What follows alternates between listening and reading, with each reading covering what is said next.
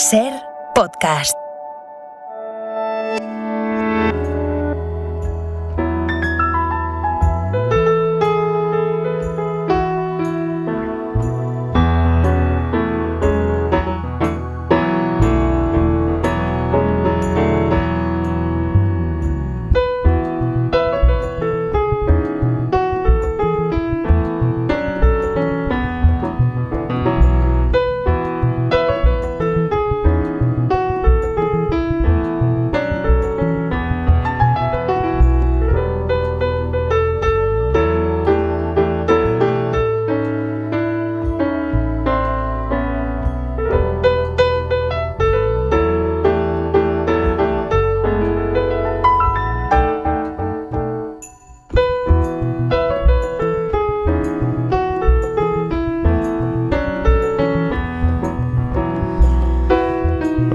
Cada domingo con la, iba a decir información internacional, pero más bien es una mirada que nos permite intentar entender mejor este mundo. No es tan informativa como casi más sociológica. Y nuestra sucursal en París tiene ya todo preparado porque ya está Mar Bassets, que es corresponsal del País en esa ciudad francesa. ¿Cómo estás, Mar? Buenos días. Hola, buenos días, Javier. Bonjour. ¿Cómo estás? Hemos visto además la fotografía que has puesto en Twitter hace un rato, casi como homenaje a Ramón Lobo, que suele poner y volverá a poner esa fotografía de los amaneceres en Madrid, y una vista preciosa. Creo que se ve hasta la Torre Eiffel de fondo, ¿no? Sí, es la Torre Eiffel y evidentemente me he inspirado en las fotos que ponía Ramón Lobo de Madrid amaneciendo. Le mandamos un abrazo desde aquí, por cierto, a Ramón. Antes de conversar con nuestro primer invitado, quería detenerme un momento en Brasil, Mar, que es un país que tiene una cita con las urnas en la que se juega mucho.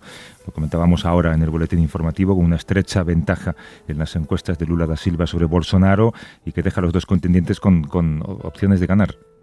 Sí, una ventaja estrecha para Lula da Silva, el candidato de izquierda, frente a Bolsonaro, el ultraderechista Bolsonaro. Las últimas encuestas y las medias hablan de 3 puntos de ventaja. En la primera vuelta venció Lula por 5 puntos, el 2 de octubre, pero fue insuficiente para salir elegido directamente, y además los sondeos pronosticaban que Lula ganaría con una mayor ventaja, con lo cual muchos observadores se toman con cautela estos sondeos, y Bolsonaro salió más fuerte de la primera vuelta de lo que se esperaba, ¿no? Son dos personalidades muy fuertes, dos titanes de la política, como dice hoy en El País mi colega Nayara Galarraga, la corresponsal en Brasil, ¿no? Lula, el metalúrgico de izquierdas que gobernó entre 2003 y 2011, que pasó por prisión, su condena fue anulada, y luego Bolsonaro, casi se puede decir un Trump más radical, ¿no? Y que arrastra todas las muertes por el COVID, por negligencia, las mentiras, el conspiracionismo. Bueno, y este episodio de violencia también ayer de una diputada bolsonarista que sacó una pistola en Sao Paulo, ¿no? Está en juego mucho en Brasil, más que en Brasil. Y si me permites, me gustaría leerte un fragmento de un libro que me estoy leyendo de un periodista francés que se llama Bruno Mayerfeld, corresponsal de Le Monde en Río de Janeiro, sobre Bolsonaro. El libro se titula Pesadilla brasileña, y creo que explica muy bien la importancia de esta elección. Y voy a citar, dice Mayerfeld, ¿acaso esta gran democracia moderna, mestiza, superconectada, inquieta, electrizada, polarizada, vulnerable a las fake news, las noticias falsas, y a otros recursos del populismo, ¿acaso esta democracia no recuerda un poco a las nuestras en Francia y en Europa, pero podría decir también en España, digo yo?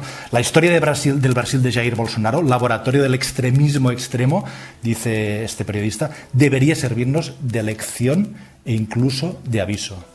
Está muy bien hacer esa comparación, porque es verdad que hay detalles que te hacen pensar que lo que pasa en esa parte del mundo puede pasar en cualquier parte del mundo, incluido en la que estamos ahora, en la que estoy yo, en la que estás tú.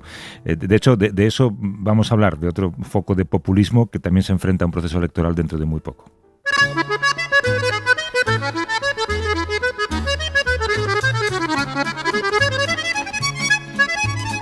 T'as voulu voir Vierzon et on a vu Vierzon. T'as voulu voir Vesoul et on a vu Vesoul. T'as voulu voir Honfleur et on a vu Honfleur. T'as voulu voir Hambourg et on a vu Hambourg. J'ai voulu voir Anvers, on a revu Hambourg. J'ai voulu voir ta sœur et on a vu ta mère. Comme toujours. Aquí has jugado seguro, Marc? ¿Perdón? Que aquí has jugado seguro, has apostado fácil. Sí. Jacques Brel, gran Jacques Brel, que no era francés, era belga, pero que esta canción, bueno, tiene todo este sabor muy francés con el acordeón, con la letra, os explico rápidamente, explica pues viajes por la Francia, podría decirse profunda, por lugares muy sin encanto de Francia, pero que son esta Francia lejana de los grandes monumentos de París, etcétera, ciudades que nadie conoce, pero se conocen ahora gracias a esta canción, Vesoul, Vierzon, este tipo de ciudades. Es verdad. Bueno, pues estamos a solamente 10 días de otro proceso electoral, yo decía, del que seguramente se hablará mucho el fin de semana próximo, y queríamos adelantarnos un poco, a 10 días de las elecciones legislativas en Estados Unidos. Han pasado hechos lamentables que ahora comentaremos con nuestro invitado, y si quieres, Marc, explica un poco lo que está en juego en estas elecciones. Sí, bueno, son las elecciones de midterms, que dicen, ¿no? de medio mandato entre dos presidenciales. Y ahí se va a renovar toda la Cámara de Representantes y luego un tercio del Senado. Estas elecciones en general en Estados Unidos son el primer examen en las urnas para los presidentes. Y suelen irles mal a los presidentes, porque es una manera del votante de castigarles, ¿no? 2 años después de haber elegido a un presidente, en este caso Joe Biden, pues es la oportunidad para los votantes o de castigarlos o de no ir a votar simplemente, porque la participación suele ser menor que en las elecciones presidenciales, y en este caso pues tienen lugar en un ambiente que ya conocemos desde que llegó Trump al poder en el 2016, ¿no? 17, de extrema polarización, de un país cada vez más polarizado, como se ha visto estos días, incluso de violencia política, y con muchas dificultades para ver dónde puede haber un punto en común entre estos dos Estados Unidos, el demócrata y el republicano, y una radicalización sobre todo preocupante, yo diría, del Partido Republicano, gran partido histórico de la derecha de Estados Unidos. Sí, un partido atrapado en esa facción ultraconservadora. Y aprovechando su paso por Madrid, he invitado al estudio una voz en castellano, una voz latina, imprescindible además en los medios de comunicación de Estados Unidos, ganador de un premio Emmy, ha sido reportero durante mucho tiempo en la NPR, en la radio pública de Estados Unidos, ahora es periodista independiente, es el periodista Armando Trull. ¿Cómo estás, Armando? Buenos días. Muy bien, gracias por invitarme. Son 4 Emmys, pero ¿quién está contando? Desde la última vez gané 3 más. ¿Ves qué mal periodismo hacemos? No es fake news, no es fake news. Por reportajes, me imagino, ¿no? Sí, por reportajes acerca de Centroamérica y de la situación de los inmigrantes que viajan de Centroamérica a Estados Unidos. Es mucho más complicado ser extranjero ahora que hace unos años en Estados Unidos, ¿no? Terrible. Pero vaya, lo vi viniendo desde que estaba bajando Trump en las escaleras hace ya 8 años, ¿no? Básicamente se veía venir, como lo dije aquí en ese momento que estuve aquí. Hace años. Sí. Y lo que estamos viendo es como señalaba Mark, un país completamente dividido. Una encuesta reciente de la cadena televisiva NBC dice que el 81% de los demócratas y el 79% de los republicanos acusan a cada uno de una agenda para destruir al país. O sea, ya no estamos hablando a nivel de que somos dos políticos y no estamos de acuerdo con una agenda. No, ahora tú eres un enemigo.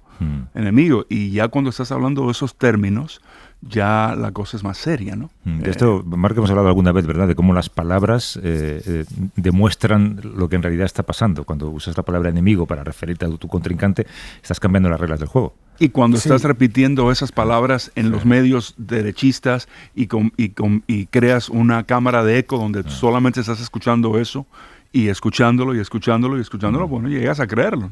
Marc. Y cuanto a las palabras, se convierten en acciones destructivas y en violencia.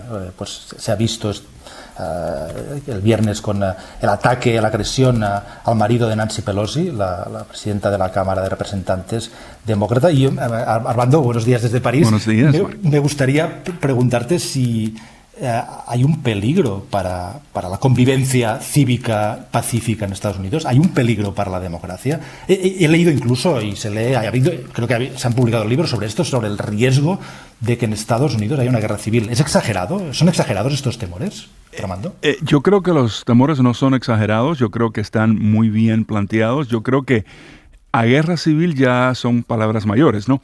Pero me parece que sí, lo que estamos viendo es un resentimiento social increíble por parte de los partidarios de Trump, que refleja un cambio en la sociedad norteamericana económico, racial, y que la reacción de ellos, como la reacción de cualquier pueblo que se ve amenazado, es crear un enemigo y entonces usar eso como... Y entonces los políticos toman ventaja de eso y lo usan como una palanca. Y eso lo vimos desde los tiempos de los griegos y los romanos, y o sea, eso no es nada nuevo.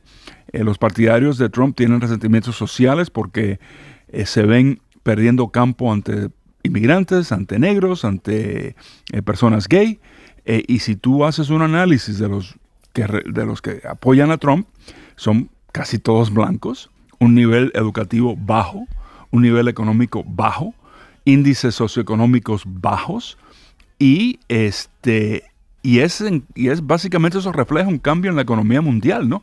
Ya Estados Unidos no tiene esa hegemonía que tenía antes, ya no hay esa capacidad de que perdonen la expresión, cualquier tarado pueda vivir muy bien en Estados Unidos, ¿no? Ahora tiene que haber cierto grado de educación, tienes que estar trabajando en las áreas que de verdad son productivas, y para todos los blancos americanos que se han quedado atrás y que antes podían hacerlo y vivir muy bien y tener un carro nuevo cada 2 años y comprar casa y comprarse un televisor plasma de 72 pulgadas, pues ya eso no existe para ellos. Y ese resentimiento, pues, le culpan al inmigrante, al negro, al homosexual, culpan a todo el mundo menos a ellos mismos. Y eso es lo que Trump ha podido cosechar, ¿no? Pero es curioso porque ese perfil que has hecho del votante de Trump es seguramente que menos se beneficia de sus políticas. Exactamente. Es la gran paradoja, ¿no? Exactamente, pero es que es lo que pasa, que para ver ciego al enemigo ellos se quedan tuertos. Entonces ahí es la magia de lo que le está diciendo Trump a ellos. Les hace ese cuento, les vende esa pomada, pero después todas las políticas del Partido Republicano son políticas que están ayudando a las personas, que es el 1% del país. Están bajando los impuestos para los ricos, están haciéndole la vida más fácil a los ricos. Los pobres y los que están en esa clase media que están sufriendo ahora, esas políticas no van para ellos. A los viejos les quieren cambiar las reglas de seguro social, a las personas que necesitan asistencia médica se las quieren cambiar, pero ese votante blanco resentido, ese resentimiento social es mucho más grande que poder mirar la situación de una manera lógica y llegar a esa conclusión. No, esa gente no me van a ayudar. Marc. Las elecciones son el 8 de noviembre, los demócratas controlan la Cámara de Representantes y el Senado. ¿Qué pronóstico haces tú para estas elecciones? ¿Qué va a suceder el 8 de noviembre? Bueno, yo creo que la gran incógnita es cómo van a responder las mujeres votantes ante el gran cambio que hubo con las leyes con respecto a aborto por la decisión de una Corte Suprema dominada por los conservadores, que básicamente le daba el derecho a cada estado a decidir si el aborto va a ser legal en su estado y bajo qué condiciones. Y eso después de décadas donde la Corte Suprema había decidido que por ley nacional de que el aborto era un derecho de toda mujer, esa decisión de la Corte Suprema pues básicamente cambió el juego y le dio cierto aire de esperanza a los demócratas, porque eso para muchas personas, incluso para algunas mujeres republicanas, era como la última pajilla, ¿no?, que le rompió la espalda al camello. Pero hay que ver si eso va a ser suficiente para contrarrestar, como dije, ese resentimiento social que los partidistas de Trump han podido generar. La otra cosa que es muy importante, Marc y Javier, es que tenemos un partido por parte de los republicanos que no aceptan las elecciones cuando pierden, no aceptan los resultados, y han podido introducir como una agenda muy bien calculada y muy inteligente a personas que representan esa mentalidad dentro del engranaje que maneja elecciones en los Estados Unidos, dentro de las oficinas que pueden tomar decisión para validar o no validar una elección. Y el temor es que si no en estas elecciones, que eso va a ser como una especie de juego de práctica antes de las elecciones presidenciales, y ver cómo van a responder ellos cuando pierden, o si es que pierden, porque en realidad hay un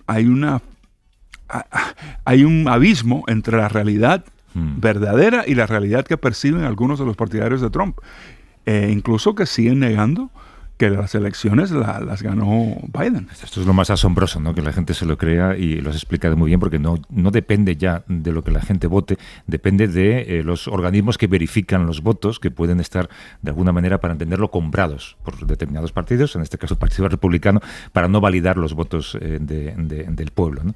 Déjame escuchar, ayer salió a escena el actor principal, aunque ya está retirado. Some of you here are on Social Security. Some of your parents are on Social Security. Y es Obama, que está haciendo campaña en Georgia. Y quería hablar, aunque nos pilla muy lejos Georgia, y los oyentes dirán que me interesa a mí, pero yo quería que me hablaras un poco de Herschel Walker, porque es un poco el paradigma de hasta qué punto las reglas de la política convencional han saltado por los aires. La regla número 1 era la coherencia con tus actos. Esto es un individuo, ex jugador de fútbol americano, ultraconservador, ultra antiabortista, que sin embargo ha pagado abortos a sus novias durante toda su vida. El dato está ahí. Y a la gente le da igual. Esa incoherencia no le pasa factura en las urnas. Para nada, porque es lo que te digo. Mira, es una mentalidad tribalista. Que si tú eres miembro de mi tribu, a mí no me importa lo que tú haces. Porque eres miembro de mi tribu. Y por lo tanto yo te voy a apoyar a ti. Lo que yo quiero es que tú le des en la madre a la gente de la otra tribu. Y mientras que tú le hagas eso, yo te sigo apoyando. Entonces, a él lo ven, primero, por ser negro, lo ven como uno de los pocos negros que está con el partido de Trump, ¿no? Sí, entonces nos permite demostrar que no somos racistas. Correcto, ¿no? Bien.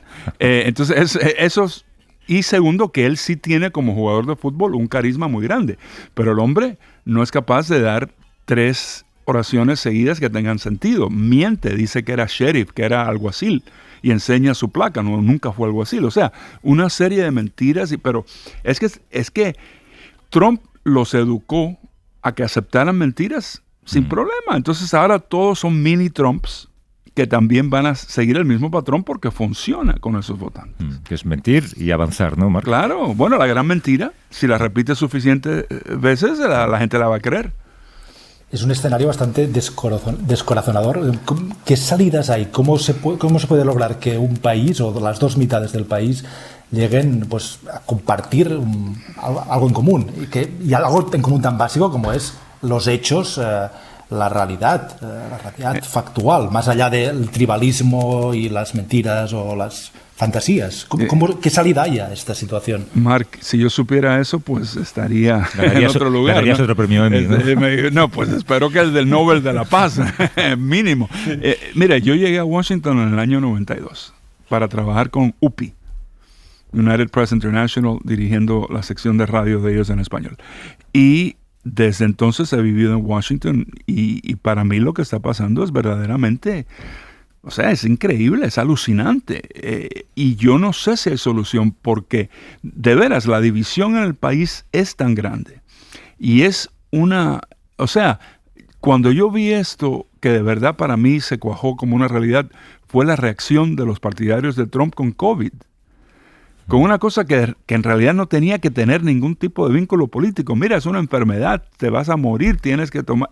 Ellos negaban COVID que existía, negaban que la gente se estaba muriendo. Después, bueno, está bien que se mueran, son viejos. Después, bueno, los doctores están inflando los números para sacar dinero. Después que las vacunas tenían un microchip de Bill Gates para controlarle la mente. O sea, era locura tras locura tras locura, mientras que ellos mismos estaban muriendo. Entonces, cuando ya tú tienes ese nivel de enfermedad mental, ¿qué vas a hacer? Entonces, yo creo que el problema es que ese resentimiento social que tiene mucha de la base del Partido Republicano sí tiene una base en la realidad, ¿no? Sí están pasando problemas, pero la cosa es que no quieren aceptar que los Estados Unidos ya no es lo que fue, que ya el imperio norteamericano, que los miembros, los ciudadanos del imperio podían vivir muy bien por esa hegemonía que tenía los Estados Unidos en el ámbito económico, en todo, pues eso ha ido desapareciendo. Y entonces, por ende, su vida está cambiando y no les gusta, pero no saben cómo cambiarla. Y ningún gobierno le ha querido decir esa verdad, porque los gobiernos no le quieren decir las verdades difíciles al pueblo, ¿no? Entonces, ¿qué vamos a hacer cuando tú tienes un país así, tan poderoso, y mitad de la población es tan ignorante y se rehúsa a aceptar la realidad, incluso cuando la realidad los está matando?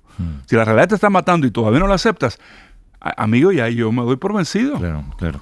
No, yo me imagino que es la única solución que cabría pensar es una cuestión de liderazgo, ¿no? Que salga alguien, un líder que tenga un talante mucho más conciliador, pero al mismo tiempo ves lo que ocurrió con Obama, que era no podía haber una persona con un discurso más conciliador que el suyo, y sin embargo bajo su mandato el país se polarizó y bajo su mandato creció el fenómeno de Donald Trump.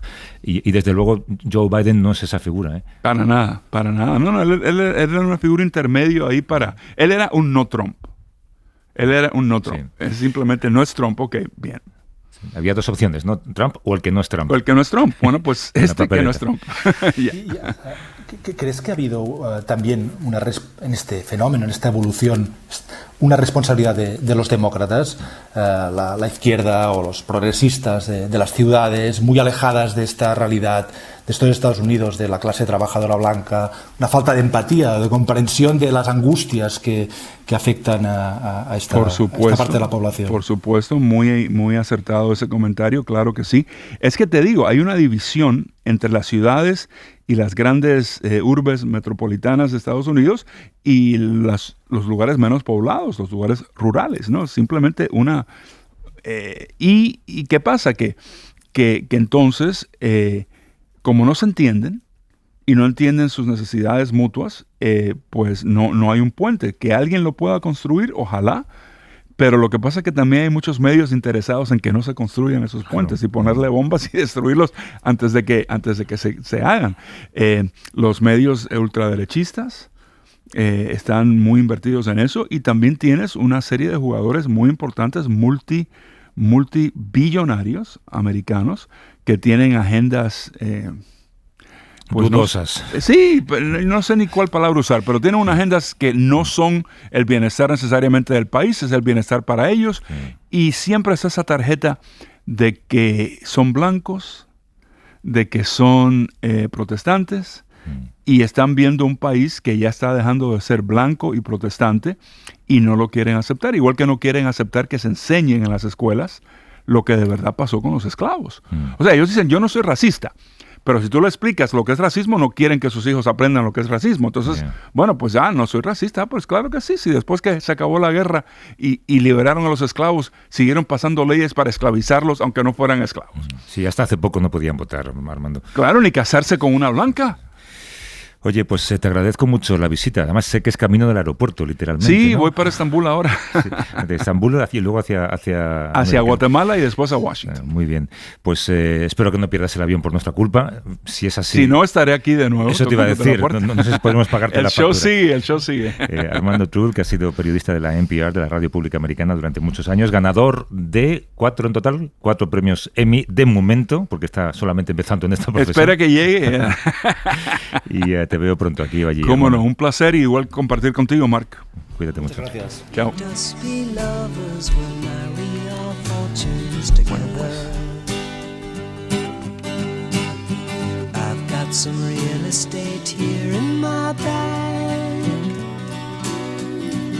so we bought a pack of cigarettes and Mrs. Wagner pies and walked off to look for America.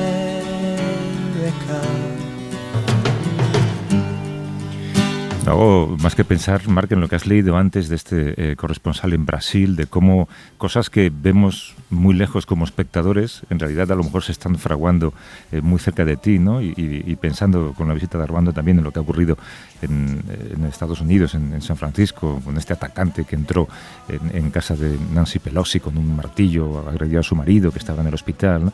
Cómo esos discursos de odio en las instituciones políticas, ¿no? En los congresos, en los senados, entran en la mente de personas que luego hacen lo que hacen, ¿no? Sí, yo creo que hay fenómenos que son muy particulares de un país o de otro, de Brasil, de Estados Unidos, de Francia, de España, pero que están ocurriendo en todas las sociedades democráticas. Y la prueba fue Trump. Trump anticipó muchas tendencias y evoluciones que se vieron, bueno, las vi en Francia con Marine Le Pen, se han visto en Italia, en España también y en muchos países. Sí, sí. Bueno, pues cerramos con otra apuesta segura. Sí. Hoy apuestas seguras hoy. Sí. Hoy no se ha arriesgado, ¿eh? Un abrazo, Marc. Un abrazo, gracias. Hasta luego.